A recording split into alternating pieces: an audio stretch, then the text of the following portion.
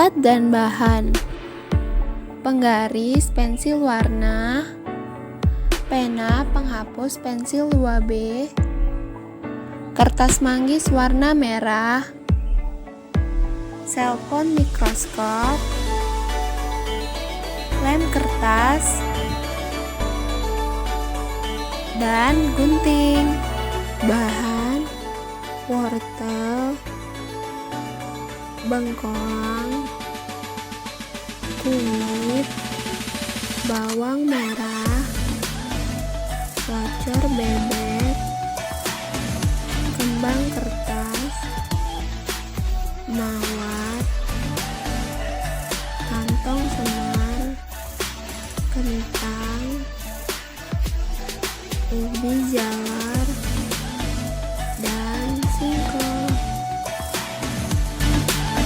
Cara kerja. Assalamualaikum warahmatullahi wabarakatuh. Bertemu kembali dengan saya Septilsa Fitri, NIM 34 2019 013 dari Prodi Pendidikan Biologi Universitas Muhammadiyah Palembang. Kali ini saya akan mempraktikumkan praktikum yang ke-6 dengan judul metamorfosis akar, batang, dan juga daun. Baiklah, perlu diketahui bahwa metamorfosis pada akar, batang, dan juga daun itu ada beberapa macam, yaitu satu, yaitu berupa kuncup atau gema. Kuncup atau gema ini merupakan bagian dari tumbuhan yang sesungguhnya adalah calon tunas. Jadi dia terdiri atas calon batang beserta calon daun-daunnya. Nah, yang kedua ada rimpang atau rizoma. Rimpang atau rizoma ini sesungguhnya adalah batang beserta daunnya itu terdapat di dalam tanah. Kemudian dia bercabang dan tumbuh mendatar. Dari ujungnya dapat tumbuh tunas yang muncul ke atas tanah dan akan tumbuh menjadi tumbuhan yang baru.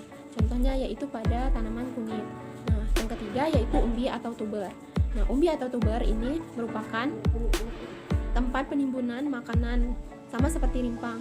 Dia merupakan penjelmaan dari batang, dapat juga merupakan penjelmaan dari akar juga. Nah, umbi atau tuber ini ada dua macam, yaitu umbi batang dan yang kedua umbi akar.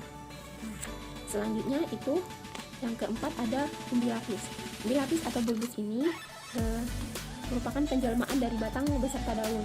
Nah, umbi lapis ini dinamakan umbi lapis karena memperlihatkan susunan yang berlapis-lapis seperti pada bawang merah. Dia terdapat subang, cakram, sisik, dan juga kuncup-kuncup. Nah, selanjutnya alat pembelit. Alat pembelit atau suluk ini merupakan bagian dari tumbuhan yang biasanya menyerupai spiral yang berguna untuk membelit benda-benda yang disentuhnya atau tempat berpegangnya tumbuhan untuk naik ke atas. Nah, selanjutnya itu ada piala atau asidium dan juga gelembung atau auriculus. Nah, piala ini biasanya ujung daunnya ini diubah menjadi badan menyerupai piala yang dilengkapi dengan tutupnya. Contohnya yaitu pada kantong semar. Nah, sedangkan gelembung ini adalah terdapat pada tumbuhan pemakan serangga yang hidup di air. Misalnya pada rumput gelembung atau Auricularia plexuosa var. Nah, yang selanjutnya yaitu berupa duri atau spina. Nah, duri atau spina ini merupakan salah satu metamorfosis pada bagian pokok tumbuhan. Nah, duri ini ada beberapa jenis, yaitu ada duri dahan, ada duri daun, ada duri akar, ada duri daun penumpu. Nah, duri yang jika ditanggalkan akan menimbulkan bekas pada batang atau dahannya itu disebut dengan duri sejati. Contohnya pada kembang kertas. Nah, sedangkan duri dahan yaitu penjelmaan dari cabang atau dahan. Nah, contohnya pada tanaman mawar. Nah, selanjutnya ada alat-alat tambahan atau organa aksesoria. Organa aksesoria ini merupakan alat-alat atau penjelmaan salah satu dari ketiga bagian pokok dari tumbuhan yang terdiri misalnya digolongkan menjadi beberapa jenis, yaitu yang pertama papila, rambut-rambut, kemudian pada rambut-rambut ini dapat berupa sisik, bulu-bulu atau rambut halus, kemudian rambut kelenjar atau pilus kapasitatus. Nah, itulah sedikit penjelasan tentang metamorfosis akar, batang, dan juga daun. Cara kerja yang pertama yaitu kita tulis nama, jenis tanaman, dan suku pada lembar kerja yang telah disediakan. Kita tulis di sini. kita tulis jenis tanamannya. Di sini saya contohkan pada wortel dengan spesies Daucus coracaea dengan famili Umbellifaceae. Nah, setelah kita tuliskan jenis tanaman dan suku pada lembar kerja, selanjutnya kita gambarkan organ-organ dari tanaman yang kita amati menggunakan pensil. Kita gambarkan sesuai tanaman asli yang telah kita amati. Kemudian bisa kita beri warna dengan menggunakan pensil warna ataupun boleh menggunakan spidol warna untuk memperjelasnya.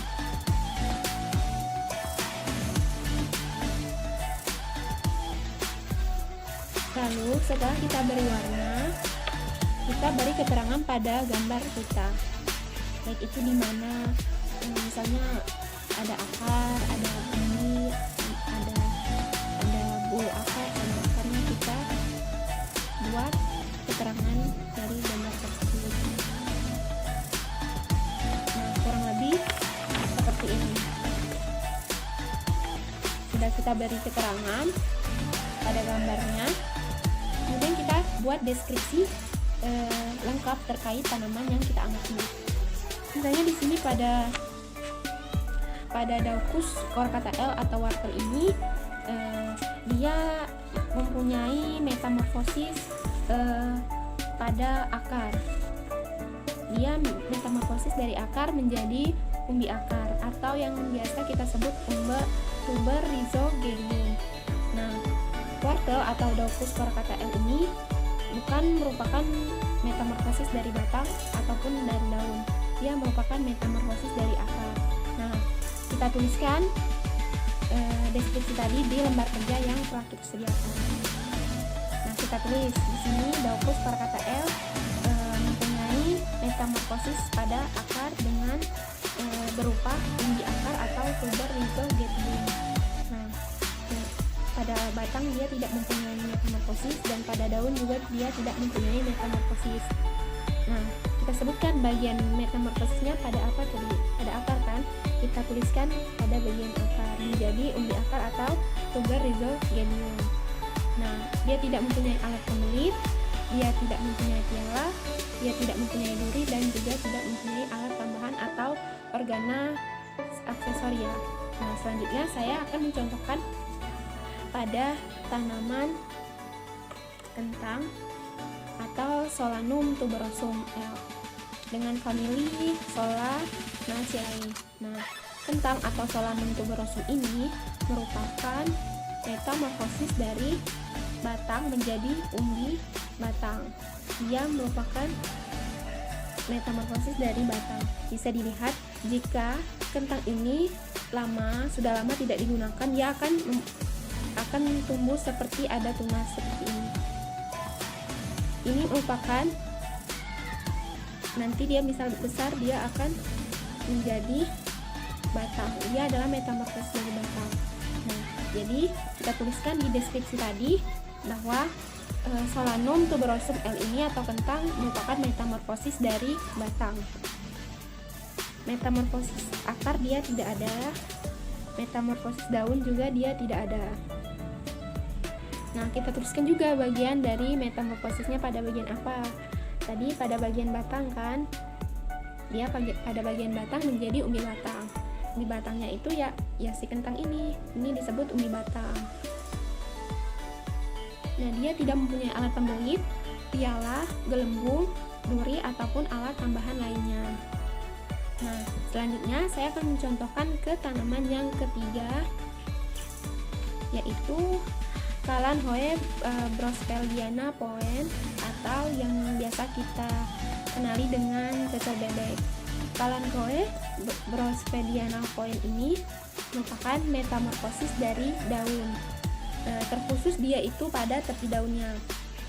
Nah, biasanya pada cocor bebek akan di tepi daunnya ini terdapat seperti tunas-tunas atau kuncup-kuncup. Nah, kuncup ini biasa kita sebut dengan gema. Nah, kuncup juga ada beberapa jenis. Nah, Kalanchoe brosphediana point ini dia masuk ke dalam jenis kuncup liar. Nah, dia terdapat di tepi-tepi daun. Nah, jadi dia merupakan metamorfosis dari daun menjadi kuncup atau gemang. Nah, kita tuliskan tadi kan Kalanchoe brosphediana point ini atau cucur bebek ini merupakan metamorfosis dari daun. Berarti dia tidak mempunyai metamorfosis pada akar, tidak ada metamorfosis pada batang, juga tidak ada. Pada daun metamorfosisnya dari daun menjadi kuncup atau gemang yang terletak pada tepi daunnya. Kita tuliskan di lembar kerja kita. Nah, bagian metamorfosisnya itu yaitu pada tepi daun. Nah, dia tidak mempunyai alat pembelit atau sulur, dan juga tidak mempunyai piala dan jondung, serta tidak mempunyai duri, dan juga tidak mempunyai alat tambahan lainnya. Nah, kurang lebih nanti setelah kita gambarkan, kita deskripsikan, kurang lebih akan seperti ini.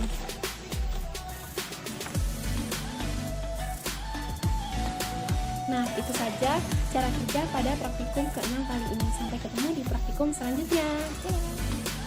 Hasil pengamatan Daucus coraca L, Phaerirhizis crocus, Curcuma longa L, Allium cepa L, Kalanchoe brosphediana point, Bougainvillea stabilis L, Rosa hybida Hud, Nepenthes amuliaria Jack, Solanum tuberosum, Ipomoea batatas L, Manihot utilissima.